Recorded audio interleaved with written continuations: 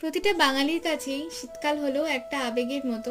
December মাস থেকে এই সব ছোট ছোট অনুষ্ঠান শুরু হয়, আর ফেব্রুয়ারি মাস আমাদের যখন সরস্বতী পুজো শেষ হয় তখন মনে হয় যেন এক রাশ কষ্ট আমাদের মধ্যে নেমে এলো। কিন্তু এরই নাম জীবন। যাক, আমাদের এলাকাতেও যেন খাদ্য পিঠেপুলি উৎসব হচ্ছিল। আর শীতকাল মানেই তো মেইন যেটা পৌষ সংক্রান্তির পিঠে।